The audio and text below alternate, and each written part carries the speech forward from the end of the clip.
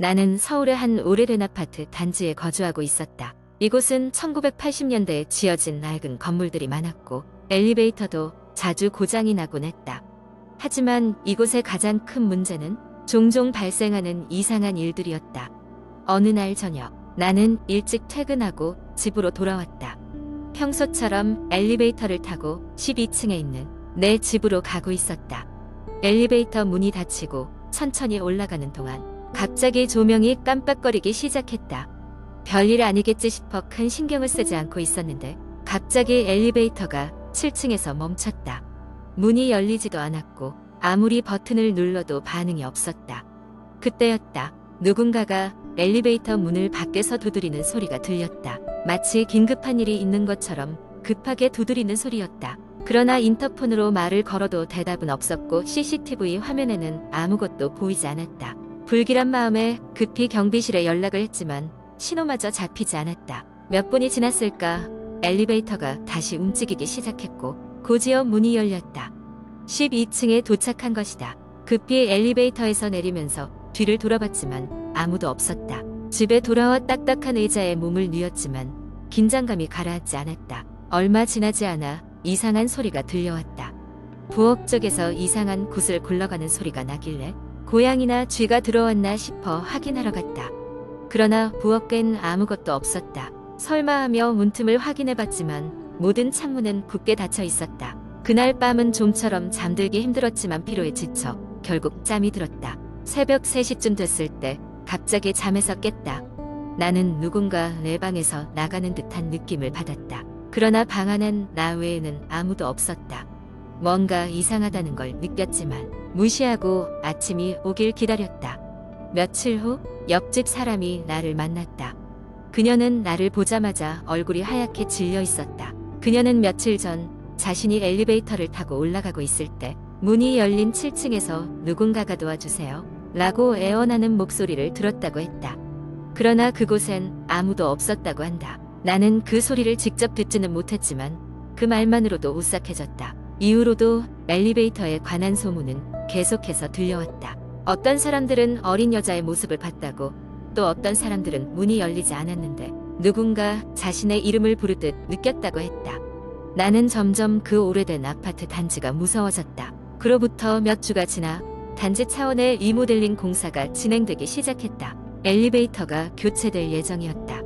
공사가 시작되자 누군가 7층의 통로 끝에서 낡은 일기장을 발견했다. 그 일기장은 한 소녀가 쓴 것이었고 그녀는 계속해서 자신이 갇힌 듯한 느낌을 받으며 도움을 요청하는 글들을 남겼다. 소녀의 이름은 수진이었고 실종된 지 10년이 넘었다고 했다. 이후로도 그 아파트에서 살면서 몇몇 소소한 이상한 일들을 겪었지만 7층과 엘리베이터에 대한 불길한 이야기를 더는 듣지 않았다. 그러나 여전히 그 일기장과 소녀의 이야기는 내 머릿속에 남아있었다.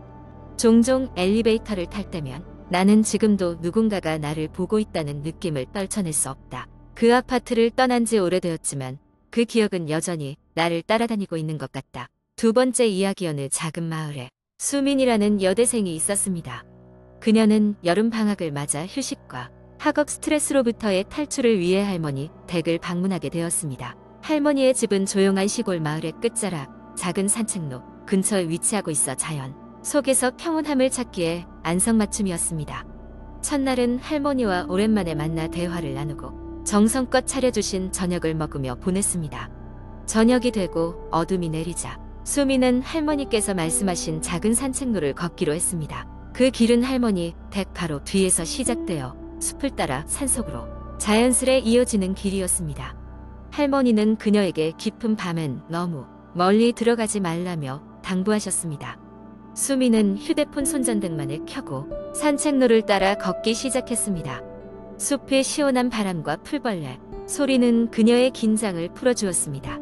그러나 시간이 지나면서 어두워지는 숲 속은 점점 을씨년스러워졌습니다. 그녀는 마을에서 들려오는 게 짖는 소리를 뒤로 하고 더 깊숙이 나아갔습니다. 잠시 후 숲 깊은 곳에서 작은 공터를 발견했습니다. 공터의 중앙에는 오래된 우물이 있었고 우물 주변으로는 이미 사용되지 않은 듯한 낡은 벤치가 몇 개 놓여 있었습니다. 그녀는 그 우물 쪽으로 조심스레 다가갔습니다. 왠지 모르게 호기심이 생겼기 때문입니다. 우물 쪽으로 가까이 가자 그녀는 이상한 기분을 느꼈습니다. 숨이 가빠지고 어딘지 모르게 차가운 공기가 그녀를 감싸는 듯 했습니다. 하지만 그녀는 그것을 단순히 밤 시간의 산속 환경 때문이라고 생각하며 넘기고 우물을 들여다보았습니다. 우물 안은 음습하고 깜깜했지만 그 안에서 낮은 속삭임 소리가 들려오는 듯 했습니다. 순간 오싹한 기분에 몸이 떨려왔습니다. 그녀는 급히 그곳을 벗어나기 위해 뒤를 돌았습니다.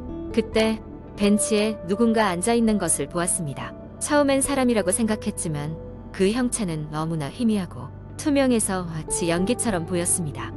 수미는 자신도 모르게 작은 비명을 질렀습니다. 형체는 서서히 움직이기 시작했고 그녀에게 다가오고 있었습니다. 수미는 심장이 터질 듯한 공포감에 빠져 황급히 길을 따라 달렸습니다. 손전등 빛이 떨리며 여기저기 산란하고 발밑에 나뭇가지가 자꾸 발에 걸렸지만 멈출 수 없었습니다. 한참을 달려 할머니 집에 도착했을 때 그녀는 숨을 고르며 뒤를 돌아봤습니다. 형체는 더 이상 보이지 않았습니다.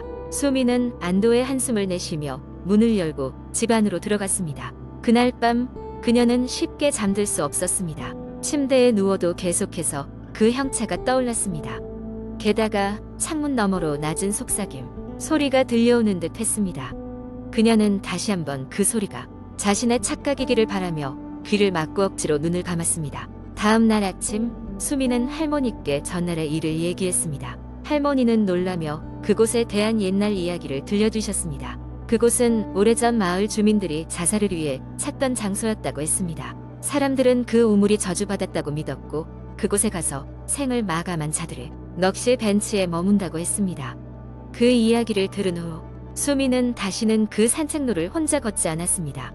할머니 집에서의 여름 방학이 끝나고 다시 도시로 돌아가는 날까지 그녀는 그 일이 꿈처럼 느껴졌지만 어딘가에서 여전히 들려오는 속삭임 소리는 마음 한켠에 자리 잡았습니다. 그날의 경험은 수민에게 경고처럼 남았습니다. 과거에 얽힌 비밀과 미신이 여전히 사람들의 삶에 깊게 자리하고 있을지도 모른다는 것을 깨닫게 되었고 그날의 기억은 오래도록 지워지지 않았습니다. 세 번째 이야기.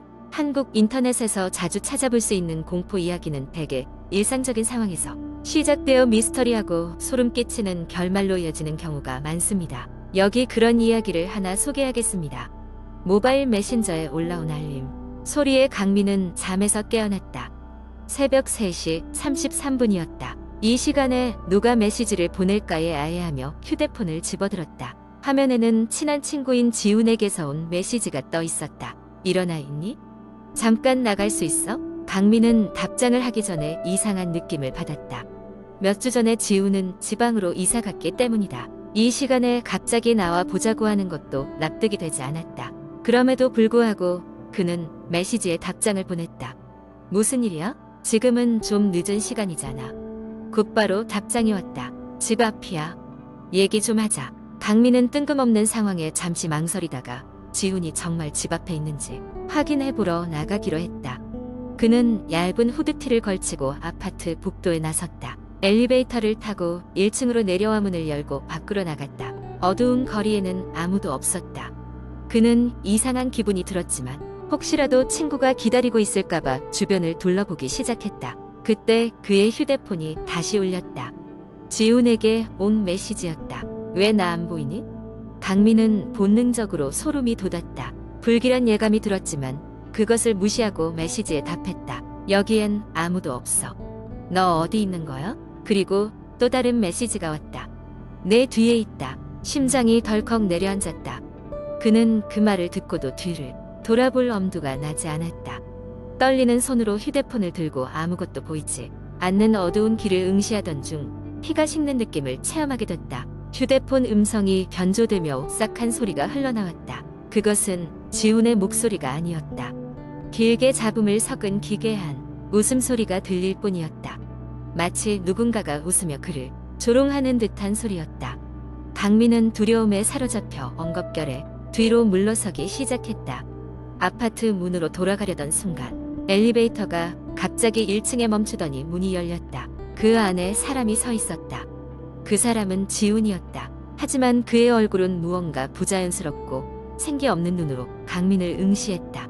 지훈의 입이 열렸지만 그곳에서 나온 건 또 다른 메시지였다. 너를 따라왔다. 강민은 뒤도 돌아보지 않고 재빨리 계단을 향해 달렸다. 그의 머릿속엔 온갖 생각이 교차했다. 그것이 정말 지훈일까?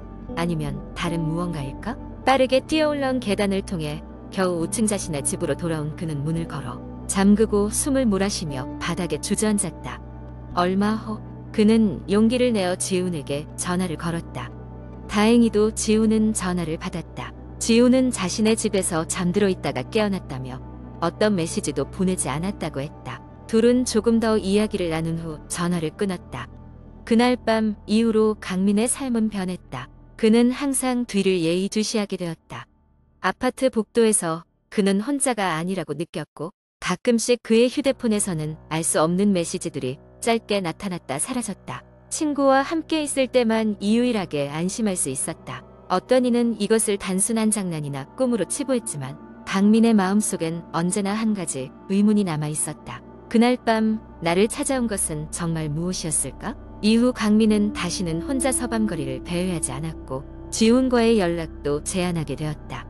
두 사람의 우정은 계속되었지만 그날의 기억은 두 사람 사이에 씻을 수 없는 경계선을 그어버렸다. 그리고 강민은 밤이 찾아올 때마다 문을 꼭 잠그고 2번, 3번 확인하는 습관을 잊지 않았다.